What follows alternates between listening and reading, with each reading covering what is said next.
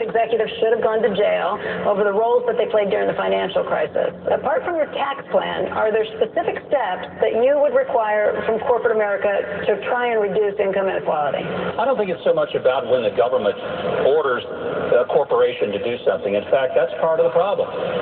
If you saw that blimp that got cut loose from Maryland today, it's a perfect example of government. I mean, what we had was something the government made, basically a bag of gas that cut loose, destroyed everything in its path, left thousands of people powerless, but they couldn't get rid of it because we had too much money invested in it, so we had to keep it. That is our government today. We saw it in the blimp. That's exactly what we saw.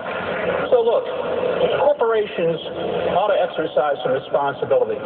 When CEO income has risen 90% above the average worker, when the bottom 90% of this country's economy has had stagnant wages for the past 40 years, somebody is taking it in the teeth. And it's not the folks on Wall Street. I'm not anti-Wall Street, but I don't believe the government ought to wear a team jersey, pick winners and losers. The government ought to wear a striped shirt and just make sure the game is played fairly. Now, everybody else has fudged their time and gone over, so please, don't cut me off too quick, Becky. All right, Governor. Let me just close it up. How about 15 more seconds? We need to be focusing on what fixes this country. And I'll tell you one thing that we never talk about. We haven't talked about it tonight.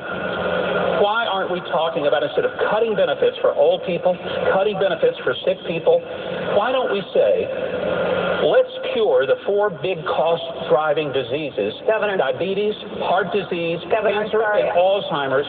If you do that, you don't just change the economy, you transform the lives of millions of hurting Americans. Governor, thank you.